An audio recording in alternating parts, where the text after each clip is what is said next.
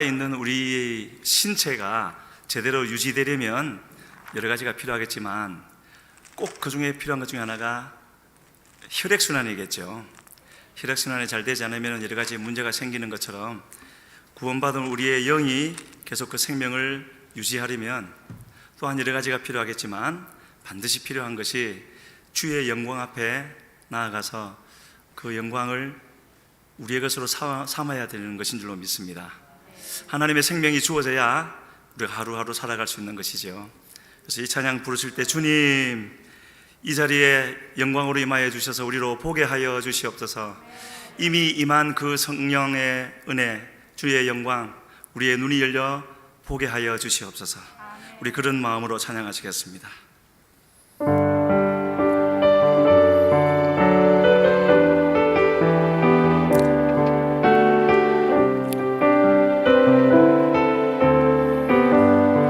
내 눈 주의 영광을, 내 눈 주의 영광을 보네.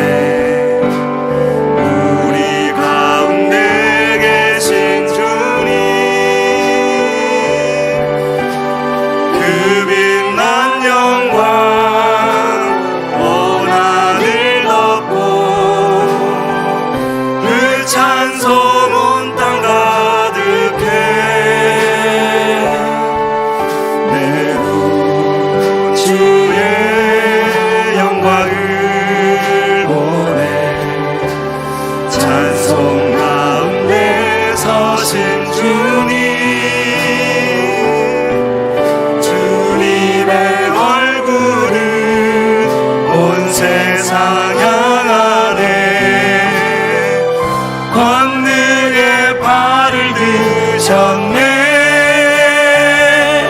주의 영광 이곳에 가득해.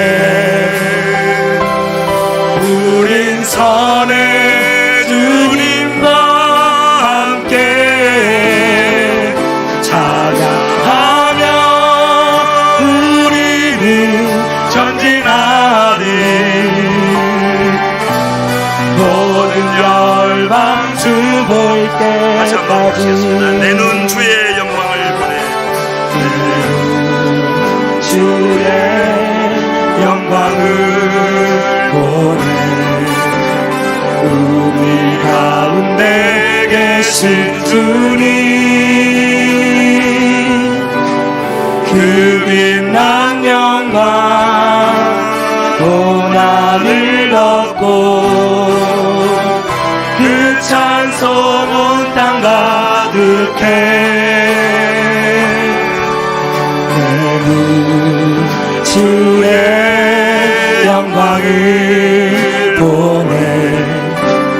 찬송 가운데 서신 주님, 주님의 얼굴을 온 세상 향하네. 권능의 팔을 드셨네. 주의 영광 이곳에 가득해. 우린 선의 주님과 함께 찬양하며 우리는 전진하리. 모든 열방 주 볼 때까지 이곳에 가득해. 주의 영광 이곳에 가득해. 우린 선의 주님과 함께 찬양하며 우리는 전진하리. 모든 열방 주 볼 때까지. 아멘. 우리의 삶이 계속 전진하는 그런 삶이 되기를 간절히 소원합니다. 하나님 말씀 고린도 후서 3장 17절로 18절 말씀입니다. 함께 읽겠습니다. 주는 영이시니 주의 영이 계신 곳에는 자유가 있느니라. 우리가 다 수건을 벗은 얼굴로 거울을 보는 것 같이 주의 영광을 보매 그와 같은 형상으로 변화하여 영광에서 영광에 이르니 곧 주의 영으로 말미암음이니라. 아멘. 우리가 이 땅에서 사는 동안에 하는 일들이 다 있는데 그것이 이제 평가되어지는 날이 오겠죠. 특히 사역자들도 이제 했던 모든 일 평가를 받게 되어질 텐데, 먼저 사람의 관점에서 본다면 아마도 이제 평가되어지는 기준이 대개는 그렇게 되겠지요. 사역의 규모라든지 성취된 업적이라든지, 사실 그것도 아주 중요한 일입니다. 그래서 그런 성공적인 사역의 그 자체가 성공적인 사역이라고는 할 수 없지만, 성공적인 사역을 하였다면 어떤 그런 규모라든지 교회에 등록한 사람의 수라든지 반드시 따르게 되어져 있으니까요. 사람들은 또 일반적으로는 그런 관점에서 우리 사역에 대한 평가를 하게 될 텐데, 근데 그런 관점에서 본다면 예수님은 아주 실패한 사역자라고 평가되어질 것 같습니다.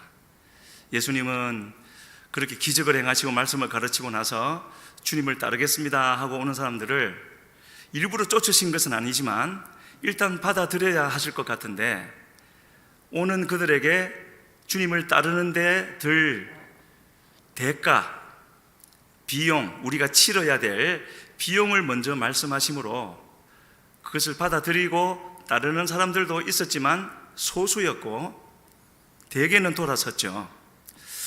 그래서 그런 어떤 규모나 업적인 관점에서 사역을 평가하는 것은 온전하신 것 같지는 않다라고 볼 수가 있는데, 그러면 하나님 보시기에는 어떤 관점에서 우리 일꾼들, 또 일꾼들이나 목회자나 사역을 평가하실까?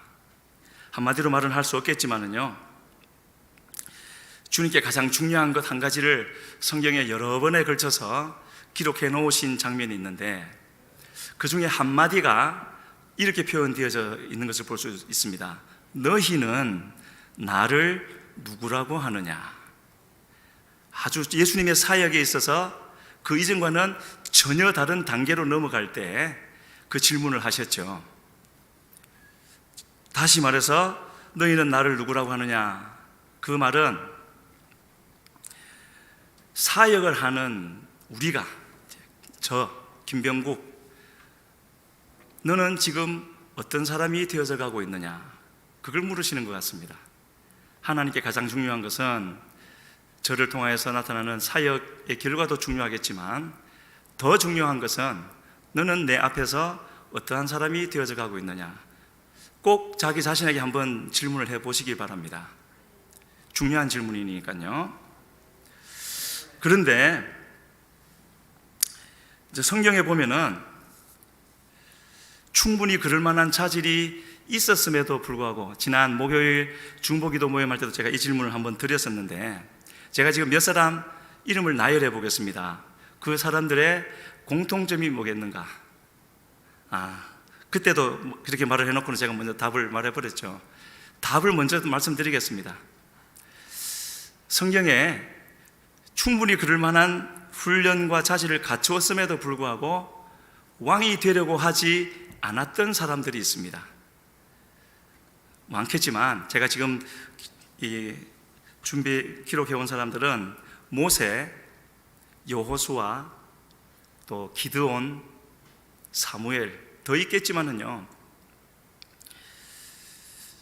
모세도 그래하였고 여호수아는 마지막에 그가 했던 말이 뭐였습니까? 나와 내 집은 오직 하나님만 섬기겠다고요. 기드온이 이스라엘을 구원했을 때 사람들이 찾아왔습니다. 당신이 우리를 다스리시고 당신의 아들이, 당신의 손주가 우리를 다스려 주십시오 했는데도 기드온의 대답은 나는 당신들을 다스리지 않을 거고 내 아들도 내 손자들도 당신들을 다스리지 않을 것이고 오직 하나님이 다스릴 것이다. 그런 대답을 했고요. 사무엘도 마찬가지였죠. 사무엘은 오직 하나님이 왕 되시는 것이 가장 최고의 길이라는 것을 알았기 때문에 그렇게 말을 했고, 그랬던 것을 볼 수가 있습니다. 왜 이런 말씀을 드리는가? 그들은 처음부터 하나님이 부르시기 전부터 그런 사람들이었습니까? 전혀 그렇지 않죠. 누구든지 하나님을 만나서 하나님의 그 연단 과정을 잘 통과하기 전까지는 자기를 높여주기를 좋아하고, 또 칭찬해주면 좋아하고, 왕되기를 좋아하고, 누구든지 예외 없이 다 그렇지 않습니까? 그런데 이 사람들에게는 하나님의 그런 이제 앞으로 쓰셔야 되기 때문에, 또 쓰시고 나서도 이 사람들은 하나님 앞에 지금 쓰시기 전같이 그런 모습으로 남아 있어야 되기 때문에 그런 훈련을 시켜 주셨던 것이고요. 특히 그 중에 아까 말씀드리지 않은 또 한 명을 말씀을 드린다면요, 다윗이 범죄했을 때 나단 선지자가 와서 책망을 하지 않습니까? 그 장면이 참으로 참 이상합니다. 그 뒤에 펼쳐지는 한 장면이요, 어떻게 되어져 있느냐 하면은, 다윗이 나단에게 이르되, 나단이 책망했을 때의 다윗의 반응이죠. 내가 여호와께 죄를 범하였노라. 제가 글자를 세어보니 13글자밖에 안 됩니다. 내가 여호와께 죄를 범하였노라. 13글자, 2, 3초면은 끝나죠. 하매 나단이 다윗에게 말하되 여호와께서도 당신의 죄를 사하셨나니. 바로 이 장면 직전에 나단 선지자가 길게, 이거보다는 훨씬 길게 책망의 말씀을 하셨지 않습니까? 그런데 내가 여호와께 죄를 범하였노라 하니까 즉시 사하시는 하나님, 다윗이 왕이었으니까 좀 대충 봐주신 겁니까? 그런 게 아니죠. 짧은 저 글 속에 이제 좀 이따가 나타나겠지만 시편 51편에 그 회개하는 마음이 저 짧은 글 속에 다 포함이 되어진 것이었죠. 그렇게 하나님이 훈련을 시켜 주셨기 때문에 이런 위기의 순간을 잘 넘기라고 하나님이 훈련시켜 주시고, 무엇이 가장 귀중한지를, 다른 것 다 놓쳐도 절대로 놓쳐서는 안 되는 것이 무엇인지를 알려주셨기 때문에 그 과정이 있은 결과로 지금 다윗이 이런 말을 할 수 있었던 것이죠. 나를 떠나지 마시고, 나를 버려두지 마시고, 성령이여 나를 떠나지 마시옵소서. 구원의 은혜를 회복시켜 주시옵소서. 우슬초로 나를 정하게 하여 주시옵소서. 정직한 영을 새롭게 하시고, 이렇게 하나님을 구할 수 있는 그런 사람으로 만들어 주셨던 것이었죠. 바로 지금 말씀드리려고 하는 것은요, 하나님께서 우리를 구원하시고 나서 거듭 그럴 만한 구석이 없음에도 불구하고 계속해서 우리를 붙들어 주시면서 은혜를 베풀어 주시지 않습니까? 그렇게 은혜를 베풀어 주실 때 힘을 다해서 그 은혜를 내 것으로 만들어서 주님의 성품을 우리 속에 만들어 가야 되는 것이죠. 결국은 무엇을 위한 일입니까? 나를 위한 일이지 않겠습니까? 그렇게 만들어진 주님의 성품을 주님이 붙잡고 쓰시기는 하시겠지만 결국은 나를 위한 것이죠. 그래서요, 우리가 신앙생활을 하면서 그게 내 자신이 되었든지 내 옆에 있는 다른 사람이 되었든지 뭔가 잘못된 것이 보이면은 그것을 지적하고 정죄하기보다는 우리는 먼저 그 일을 놓고 기도해야 될 것이고, 또 사랑을 전제로 해서 그 사람에게 찔러줘야 할 것이고, 그렇게 서로 세워주면서 가야 되는 것이죠. 그걸 받아들이지 않는 그 사람만 손해인 것입니다. 그래서 하나님은 구원받은 모든 사람들에게 구원받기 이전에는 없었던 새로운 신분을 허락해 주셨습니다. 직분 말고요, 직분은 그 다음에 2차적으로 주시는 것이고, 구원받은 모든 사람들에게 주어지는 신분, 반드시 모든 다른 직분은 잃거나 못 받거나 괜찮은데 이 신분만큼은 절대로 놓쳐서는 안 되는 것, 지켜야 되는 것, 뭐죠? 성도죠. 오늘날은 이 말의 비중이 얼마나 떨어졌는지 모르겠습니다. 별로 귀중하게 생각하지 않죠. 그러나 하나님 앞에서는 이것이 가장 귀중하지 않겠나. 거룩한 무리, 하나님 그렇게 여겨 주심으로 구원하셨지만 실제로 그렇게 되어져 가야 되는 것이죠. 그래서 모든 성도, 하나님의 구원을 받아서 소속이 바뀌고 신분이 바뀌어서 모두가 성도가 되어졌는데, 그럼 성도된 모든 사람들이 반드시 항상 자기의 것으로 삼아서 내가 하나님의 생명으로 살아갈 수 있도록 해야 되는 것, 그 한 가지가 있는데 오늘 그것을 말씀드리는 것입니다. 오늘 본문에도 나와 있고 제목에도 나와 있죠. 뭐라고요? 주의 영광을 보는 것이라고요. 주의 영광을 보면 이렇게 한번 보고 와 멋지다 그렇게 하고 끝나는 장면입니까? 주의 영광을 본다라는 것은 그 하나님의 영광 속에 있는 생명이 우리 속에 들어와서 우리 속에 가장 먼저 무슨 일부터 한다고요? 우리가 지금 어떠한 상태에 있는지 하나님은 보여주시고 우리로 그 도무지 같이 할 수 없는 그 상태를 보고 회개하게 하시고, 회개하면은 다시 생명을 부어주셔서 또 새롭게 해주시고 그리고 또 가게 하시고, 이것이 우리 신앙생활에 연속되는 과정이 아니겠습니까?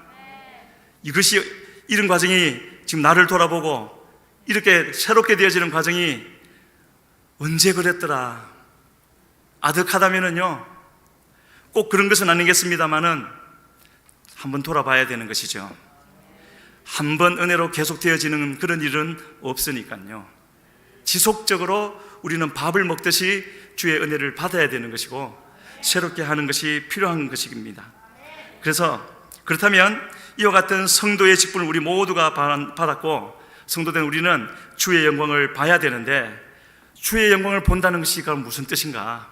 그걸 알아야 되지 않겠습니까?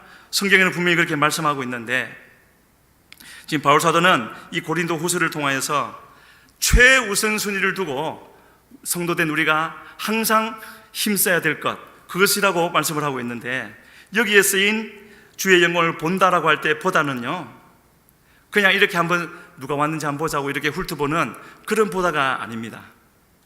시선을 고정하고 눈을 떼지 않는 거죠. 언제까지요?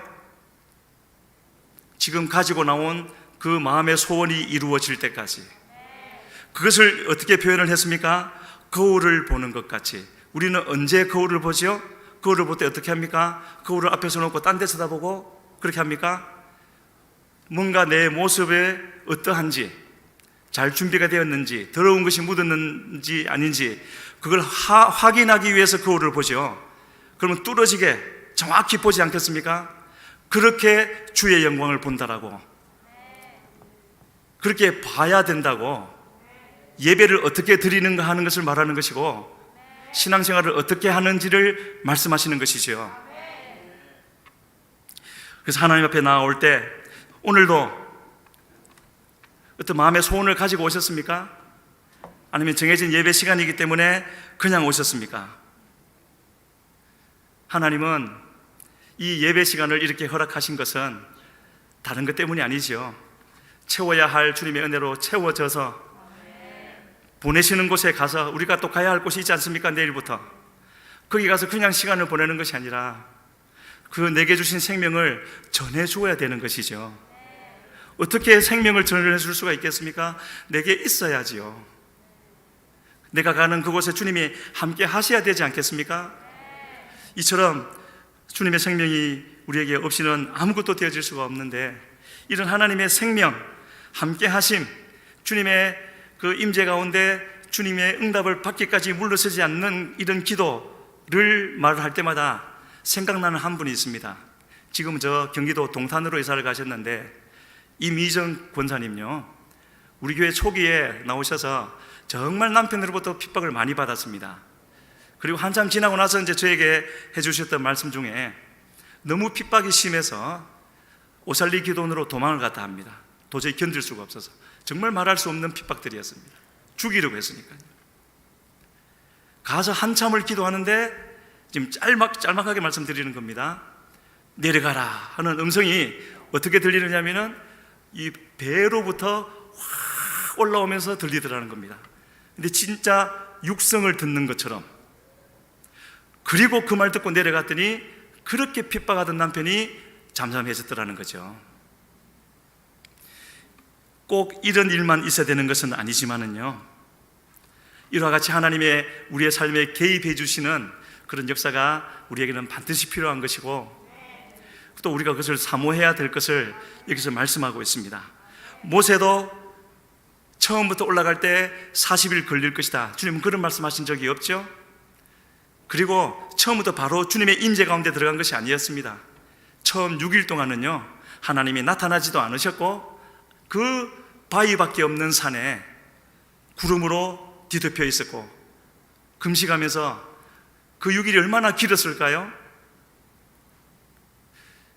예수님의 120여 명의 제자들은 그 9일이 얼마나 길었겠습니까? 처음부터 9일만 기다려라 하신 것이 아니었기 때문에 모세는 결코 그 자리에서 물러날 뜻이 없었던 것이었죠. 지금 이루어져 온 일이 무엇이고 앞으로 자기가 감당해야 될 일이 있는데 그냥 산에 올라왔다가 뭐 금식 며칠 한 것, 기도 좀 오래 한 것, 그거로 되는 것이 아니라는 것을 본인이 너무나 잘 알았던 것입니다. 120명의 마가다락방의 그 제자들도 이제 앞으로 무슨 일인지는 모르지만 온 세상을 맞닥뜨릴 그 일이 올 것 같은데 자기들의 모습 가지고는 안 되는 것이죠. 여기에 계신 우리 장로님들, 선교회장님들, 순장님들, 교사들, 또 저도 마찬가지고요. 우리에게 맡겨진 일이 있는데 내가 육적으로 공부한 것, 가지고 있는 지혜, 지식, 그거로 되겠습니까? 지나갈 수는 있겠죠. 생명의 역사가 나타나겠습니까? 그걸 믿으십니까? 우리의 육신의 것으로 안 된다는 거 믿으십니까? 정말 믿는다면 기도해야 되는 것이죠. 믿는다고 기도하지 않는 것은 거짓말입니다. 그래서 이와 같이 성도에게 허락된, 누가 이런 기도를 할 수가 있고 기도하려는 마음을 가질 수가 있고 또 기도한다고 하나님이 응답하시겠습니까? 성도가 되었기 때문에, 하나님의 은혜로 성도로 부름 받았기 때문에, 또 부르실 때 사명을 맡겨주셨기 때문에 그 약속을 붙들고 기도하면 하나님이 채워주시겠다는 것 아니겠습니까? 그런데도 우리는 뭐 하고 있죠? 우리 자신을 봐야 되는 것입니다. 그 부르심에, 그 신분에 맞는 삶을 살고 있는지, 합당하게 시간을 보내고 있는지요. 그거를 보는 것 같이 주의 영광을 본다는 그 말에 보다 구체적인 뜻을 본다면요, 지금 말씀드리고 있는 대로 반드시 이 자리에서, 물론 매번 그렇게 되는 것은 아니겠지만 기도하는 동안에는 주님, 반드시 내가 주님 허락받고 가겠습니다, 그런 마음으로 주님 앞에 가야 되는 것이고요. 그러다 보면 기도가 길어지겠죠. 우리가 기도를 규칙적으로 하는 사람들이 저지르는 잘못 중에 한 가지가 있다면요, 아예 기도 안 하는 사람들보다는 낫겠지만 규칙적으로 기도하는 사람들에게 있어서 사람들이 저지를 수 있는 잘못 한 가지는요, 늘 하는 시간의 분량을 채우면은 되었다고 생각할 때가 있지 않습니까?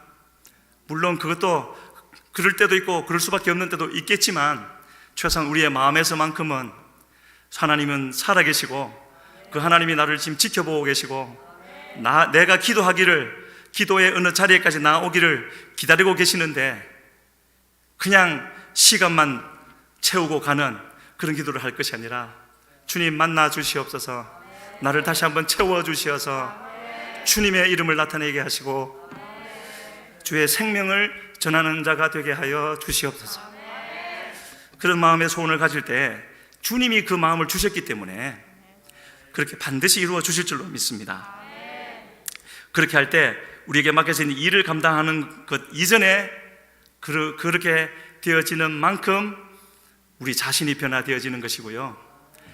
우리 자신이 변화되어진다는 것은 단 한마디로 지금은 오늘 본문에 맞춰 생각한다면 뭐가 되겠습니까? 주의 얼굴을 보니까 그 다음에 무슨 말이 나오던가요?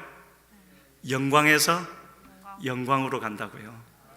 그 기도를 하는 그 자리도 주님의 영광이 우리에게 주어진 결과로 그 자리에서 기도를 하는 것이지만 그 자리에 머무를 것이 아니라 더 큰 은혜의 자리로, 더 큰 영광의 자리로, 더 온전하신 주님의 모습이 우리 속에 만들어져서 그 주님의 모습을 전해주는 것이 우리의 사역을 감당하는 것이 아니겠습니까?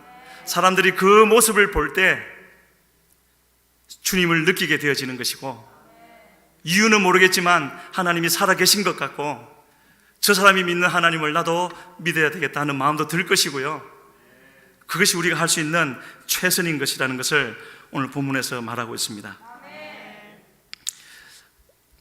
그런 변화가 있기를 간절히 소원하십니까? 그런 소원이 있는 사람은요, 아마도 이전에 그런 경험이 있었을 것입니다. 주님의 뜻을 이루어 드리고 싶고, 주님의 이름을 전해주고 싶고, 그래서 그들이 주님의 이름을 받아들이고 주님을 믿게 되는 그런 일을 하고 싶은데, 내게 있는 연약함, 부족함, 게으름, 더러움, 이런 것 때문에 이루어 드리지 못하는 것을 보고 마음에 안타까움이 생기는 일이 있었던 것이었죠. 그 마음을 담아서, 기도의 힘으로 삼아서 하나님 앞에 가져 나와서 우리 마음을 쏟아 놓는 거죠. 하나님이 그런 마음을 받기를 원하신다고 하셨죠. 이런 지금 우리가 나누는 이런 모든 것들이 내가 하나님 앞에 어떤 모습으로 있는가 하는 것을, 다른 사람을 정죄하는 것이 아니라 내 모습을 스스로, 요즘 우리 많이 쓰는 거 있지 않습니까? 코로나 자가 키트. 그걸 보고 지금 내 상태가 음성이구나, 양성이구나 알 수 있지 않습니까? 우리는 계속해서 이런 것을 통하여서, 이런 말씀들을 통하여서 스스로 테스트를 해봐야 되는 것이죠. 생명에 달린 문제가 아니겠습니까? 영혼이 달린 문제가 아니겠습니까? 사역 감당하는 그 정도가 아닌 것이죠. 사람 때문에 이리저리 흔들리고 기분 나빠하고 그럴 일이 아닌 것입니다. 그래서 우리는 더 이상 주님의 영광을 가리고 싶지 않고, 지금 연약한 이 자리에, 지금은 그럴 수밖에 없지만 계속해서 이 자리에 머물러 있고 싶지 않고, 우리 주님이 살아계신 것을 바로 전해주어서 그들도 살게 되어지는 그런 마음의 소원을 가지고 있다면, 그런 모든 것을 우리는 주님 앞에 가지고 나와서 부르시죠 기도해야 되겠죠. 오늘도 이제 잠시 후에 기도 시간이 되면 하겠지만은요, 이전과는 다른 기도를 주님 앞에 드려야 되는 것입니다. 다른 주님을 원하신다면은요. 그래서 모세는 그 80일, 40일, 그리고 내려와서 하루 쉬고 그 다음날 또 40일, 어떤 기도인지 상상도 안 되죠. 상상할 수가 없는 기도입니다. 쉬웠겠습니까? 저는 이런 말도 못하겠습니다. 하지만 너무나 어려웠을 것이고 힘들었을 것이고, 하지만 하나님, 더 크신 하나님의 은혜가 부어졌기 때문에 그 모든 것을 할 수가 있었는데, 그 80일 기도의 최대 수혜자는 이스라엘 백성이 아니죠.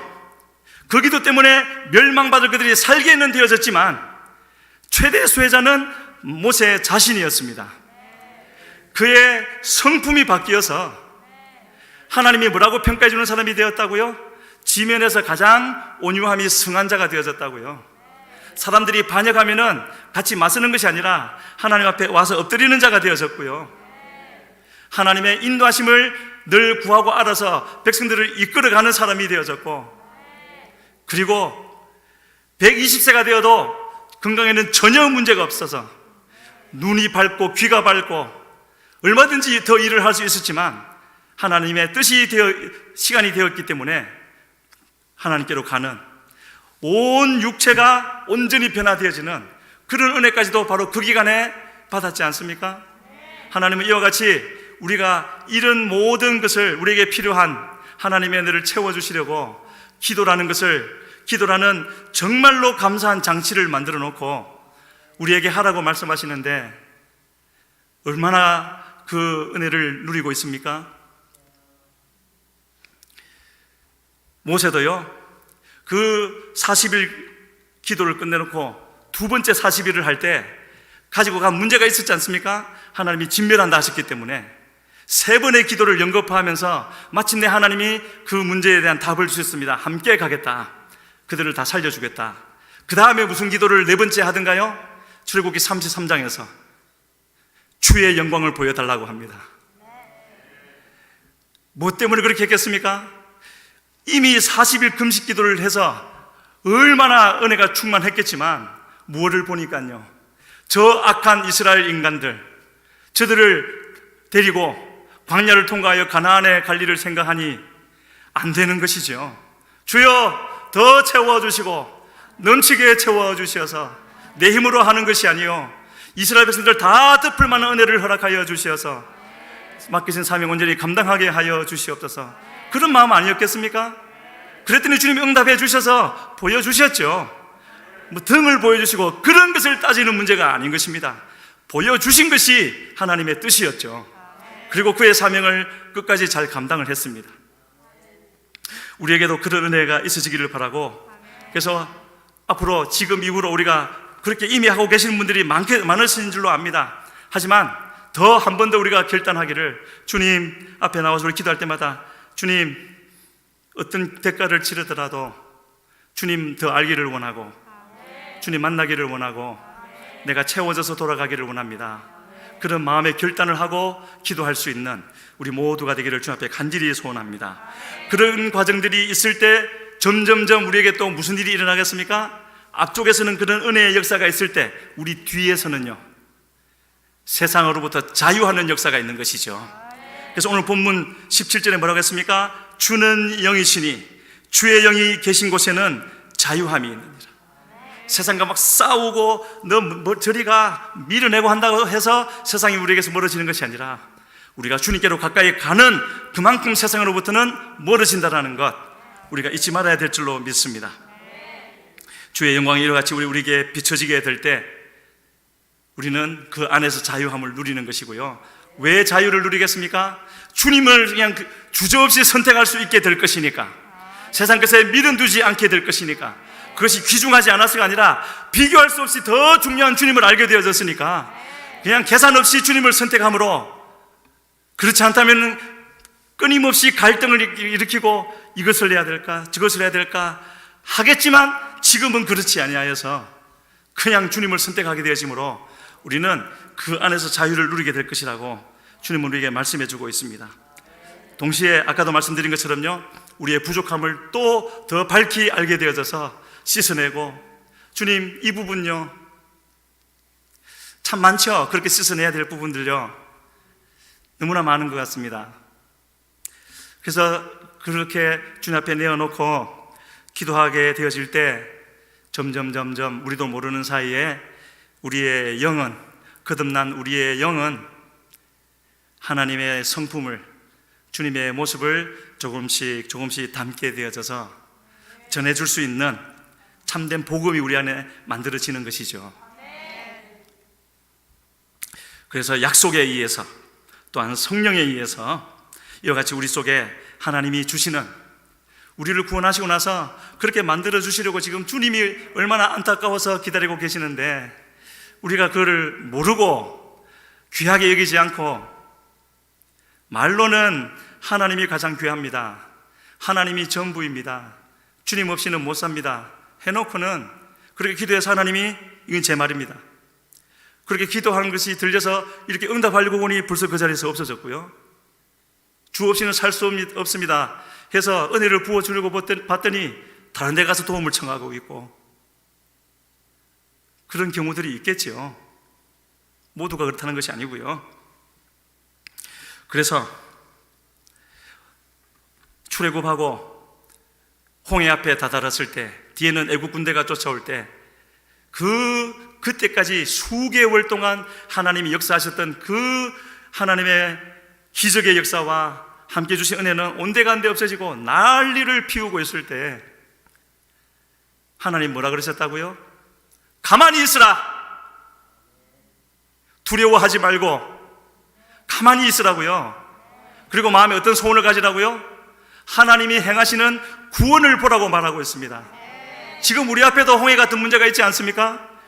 우리를 뒤쫓아오는 애굽의 군대 같은 문제가 있지 않습니까? 그럼 우리는 뭐 하고 있습니까?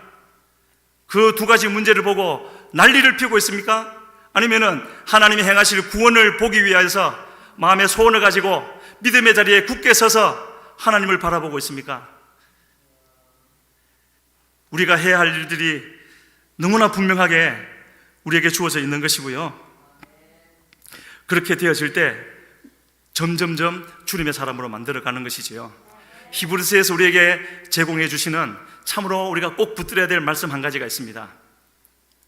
하나님은 우리의 믿음의 창시자, 우리에게 믿음을 만들어 주시는, 우리가 믿음 만들었습니까? 하나님이 믿음을 허락해 주신 것이었죠. 구원도 믿음도 하나님의 선물이라 했습니다.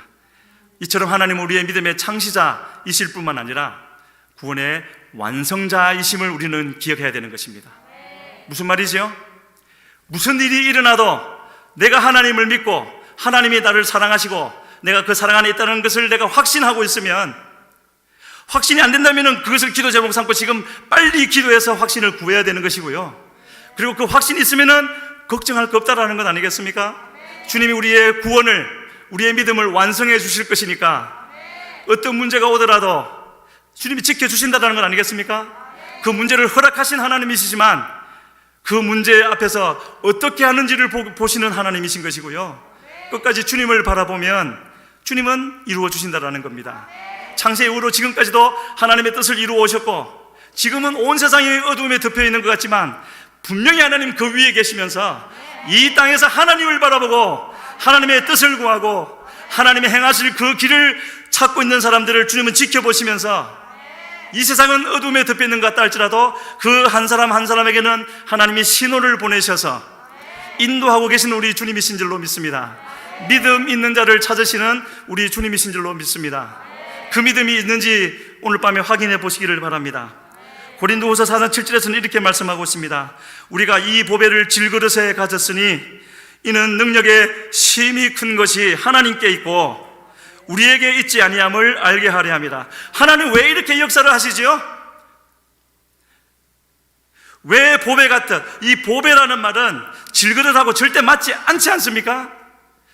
어젠가 그젠가 기사 하나 나왔죠. 시골에 어떤 70대, 시골인지 모르겠습니다, 70대 할머니가 혼자 사는 집에 할머니가 병원을 가시고 딸이 와서 집 청소를 그동안 한다고 청소 업체를 불렀는데 마당에 장독대가 있었는데 그 안에 뭐가 있어서 쓰레기인 줄 알고 싣고 가서 버리려고. 그런데 할머니가 돌아와서 보니까 그 장독이 안 보여요. 그 안에 4,500만 원이 5만 원권으로 들어있었던 겁니다. 그래가지고 급히 연락했더니 아직 매립지에는 안 간 상태라서 찾기는 찾았다고 하는데요, 그 흐름한 장독대 안에 4,500만 원, 말이 안 되지 않습니까? 그것보다 훨씬 더 말이 되지 않는 것이 질그릇 같은 우리에게 보배, 보석을 말합니까? 예수 그리스도이시지요. 도무지 함께 할 수 없는 이 조합을 허락하시고, 그렇게 허락하신 이유를 뭐라고 말씀하시고 있습니까? 능력의 지극히 큰 것이 우리에게 있지 않다고요. 하나님께 있다고요. 그걸 지금 깨닫고 계십니까? 혹시 내가 잘나서 일이 이루어지고 있다고 생각하시진 않으십니까? 그렇다면 이미 잘못되어져 가고 있는 것입니다. 그리고요, 하나님께서 우리에게 고난을 어쩌다 실수하셔서 놓쳐서 우리에게 하늘에서 새똥이 떨어지는 것처럼 우리에게 고난이 오는 것이 아니라, 하나님은 다 아시고 고난을 허락하시는데 크게 두 가지 의미가 있겠죠. 그 중에 더 큰 의미, 첫 번째 의미는 조금 전에 말씀드렸던 그것이라고 한다면은, 이것을 이미 느꼈을 분도 많이 있을 것이고요, 아직 느끼지 못했을 분도 있을 것입니다. 우리에게 허락되어지는 고난은 우리를 겸손케 하는 의미도 있겠지만, 두 번째 진짜 중요한 의미는요, 우리를 사역의 자리로 부르시는 것이죠. 뭘 통해서요?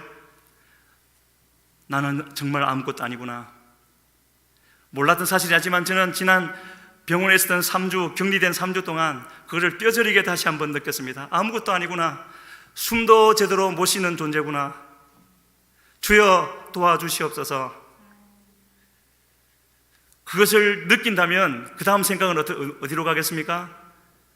내 삶은, 내 육신은 내가 주인이 아니고 주님이 주인이시구나. 그렇다면 마땅히 주인된 그분을 위해서 살아가야 한다는 쪽으로 생각이 가지 않겠습니까? 그 자리에 이르면 주님은 부르시는 것이죠. 무엇이든지 주님이 맡기시는 그 일을 하겠습니다. 그게 하나님 보시기에는 일꾼으로서 가장 잘된 준비인 것이고요, 가장 안전한 모습이 되어지는 것이죠. 하나님 앞에 어긋나지 않을, 하나님이 좀 붙잡고 쓰셔도 붕붕붕 떠서 교만하지 않을, 자기를 나타내지 않고요, 하나님만을 나타낼 수 있는 참된 주님의 일꾼의 모습이 되어질 줄로 믿습니다. 그래서 바울은 그렇게 자기를 일꾼으로 사역의 자리로 부르신 그 하나님을 디모데전서 1장 12절에서 이렇게 말하고 있습니다. 나를 능하게 하신 그리스도 예수 우리 주께 내가 감사함은. 나를 능하게 하신 주님께 감사한데요, 왜 감사하느냐? 능하게 하셔서가 아니라 나를 충성되이 여겨 내게 직분을 맡기심이라고요. 충성되어서 그렇게 여겨주시겠습니까? 그냥 그렇게 여겨주신 것이죠. 그리고 여겨주신 그 모습대로 만들어주시는 것입니다. 그리고 직분을 주시고 그 직분을 겸손히 받으면 수행할 수 있는 은혜를 베풀어 주시는 것이죠. 이렇게 자기에게 지금 이 직분이 주어졌다라고 말을 하면서 자기의 제자 디모데에게 그와 같이 일을 감당하라고, 때가 되어지면은, 디모데 후서 가서 얘기겠지만은요, 때가 되어지면은 사람들이 하나님의 말씀을 받지 않을 것이다, 진리를 들으려고 하지 않을 것이다. 그러나 너는 때를 얻든지 못 얻든지 계속해서 말씀을 전하라고요. 하나님의 역사가 어떻게 일어날지 모르니까 우리가 해야 될 일은 말씀을 받은 대로 내게 맡겨주신 그 말씀을 전하는 것이라는 것이죠. 사람 눈치 보고 저 사람이 듣기 싫어할까 봐 빼고 바꾸고 그렇게 하지 말라는 것입니다. 제가 그런 일을 잘했거든요. 이제 그렇게 하지 않으려고 합니다. 큰 일을 못하더라도 하라고 하신 일은 제대로 해야 되지 않겠습니까? 그렇게 하나님이 충성되게 여겨주셔서 바울에게 맡겨진 직분은 어떤 직분이었나요?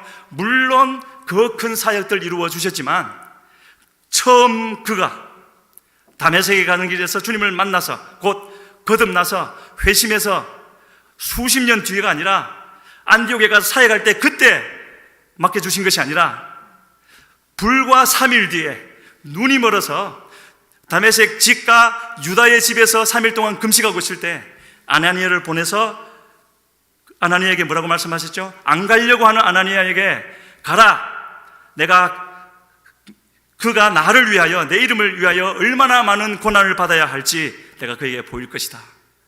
하나님이 그에게 맡기신 그 직분은 고난의 직분이었죠. 고난 당하는 것이 직분이 아니라 항상 고난을 통하여서 이루어질 것이라는 것. 그래서 그렇게 되어진 것은요, 하나님은 이 바울을 얼마나 크게 쓰실 것이기 때문이기도 하지만 절대로 이 바울을 놓치지 않기 위하여서, 끝까지 주님 앞에 이르는 자가 되게 하기 위하여서 그렇게 하셨던 것을 우리가 볼 수가 있습니다. 그래서 질문을 하나 드리겠습니다. 어떤 것을 지금 가장 먼저 최우선순위를 두고 하나님 앞에 구하고 있습니까? 무엇을 위하여서 구하고 있습니까? 하나님의 뜻을 알고 그 뜻을 이루기 위하여서 구하고 있습니까? 스스로 하나님 앞에 답을 해 보시기를 바라고요. 바울은 이렇게 자기의 사역을, 고난의 사역을 이렇게 우리에게 고백을 해주고 있습니다. 우리가 사방으로 우겨쌈을 당하여도 쌓이지 아니하며, 답답한 일을 당하여도 낙심하지 아니하며, 박해를 받아도 버림받지 아니하며, 거꾸로 뜨림을 당하여도 망하지 아니하고, 우리가 항상 예수의 죽음을 몸에 짊어짐은 예수의 생명이 또한 우리 몸에 나타나게 하려 함이라. 하나님, 내가 하나님을 믿고 하나님이 나를 구원해 주시고 사랑하시는데 왜 사방으로 우겨쌈을 당하는 일이 일어납니까? 왜 답답한 일을 내가 당해야 됩니까? 왜 거꾸로 뜨림을 당해야 됩니까? 이거 치워주세요. 그것이 우리의 기도 아닙니까? 바울은 그렇게 말하지 않습니다. 그런 일 다 당한다는 것이죠. 하나님이 허락하신 일이고 그 일을 당함으로 사람들은 하나님을 보게 될 것이니까, 저 사람은 저런 일을 당하면서도 왜 저러고 있는가? 뭐가 있길래 저렇게 하는가? 그러고 보니 하나님을 믿고 있거든요. 그리고 말씀드린 대로 여전히 아직도 바울 속에 있는 이 잊지 말아야 할 것들을 그런 일을 통해서 깨트려 버리고 더 겸손하고 더 주님의 사람이 되어져가게 하는 것임을 알았기 때문에 끝에 뭐라 그랬다고요? 항상 예수의 죽음을 몸에 짊어진다고요. 말같이 저게 쉬운 일입니까? 욥은 저 과정을 어떻게 견뎌냈습니까? 하나님께 원망도 하고 그렇게 했죠.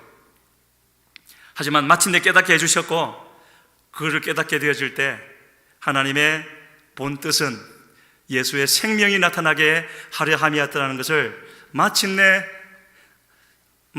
알게 되어진 후에는 감사함으로 이렇게 나아간다고 그렇게 말을 하고 있습니다. 결코 바울이 초인간이어서 고난을 즐기는 그런 사람이 아니었죠. 고린도후서 1장에서는 살 소망까지 끊어졌다 했고요, 힘에 겹도록 견딜 수 없는 일도 당했다 했고, 사형 선고를 받은 것 같다 했습니다. 그런데도요, 뭐라고요? 그런 일을 허락하신 이유를 바울은 마침내 깨달아 알았습니다. 자신을 의지하지 말고 하나님만 의지하게 하려 함이라고요. 아직도 자신을 의지하려고 하는 마음이 바울 속에 있었다라는 것이죠. 우리에게 없습니까? 하나님 왜 이 기도 들어주지 않습니까? 라고 우리가 질문할 때 하나님이 되물으실 것 같습니다. 너는 왜 나한테 기도하지 않느냐? 왜 나만 찾지 않느냐? 왜 간절히 구하지 않느냐? 그러실 것 같지 않습니까? 오늘은 여기까지만 나눠야 될 것 같습니다. 우리의 삶의 모든 영역에서 하나님은 이런 변화의 역사를 일으키고 계십니다. 그 역사하시는 주님을 우리가 바라볼 때예요, 그 주님을 찾을 때 지금도 그렇게 역사하시는 우리 주님이신 줄로 믿습니다. 주여, 나를 불쌍히 여겨 주시어서 지금 내게 있는 이 문제들을 통하여서 주님은 나를 사역의 자리로 부르고 계신 줄로 믿습니다. 주여, 내 눈을 열어 주님의 그 인도하심을 보게 하여 주시옵소서. 어떠한 것도 주님께로 가는 그 길을 방해하지 못하게 하시고 막아서지 못하게 하여 주시옵소서. 눈을 들어 주님을 바라볼 때 하나님 역사하여 주시어서 나를 이끌어 주시고 주님께 더 가까이 가게 하여 주시고 맡기신 삶에 온전히 감당하게 하여 주시옵소서. 주여 부르시고 기도하며 나아갑니다. 주여.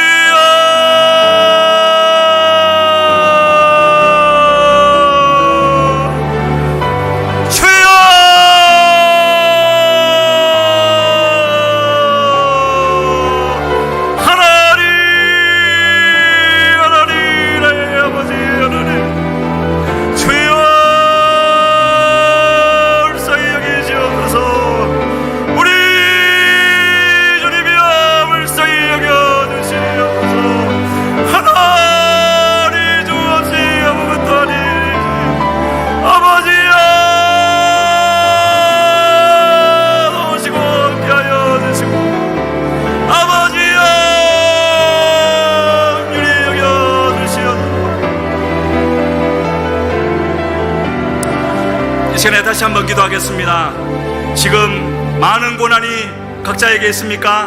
우리 교회, 대한민국 교회에 있습니까? 이것은 하나님이 우리를 부르시는 부르심인 줄로 믿습니다. 더 겸손하라고, 더 주님을 찾으라고, 더 속을 버려 회개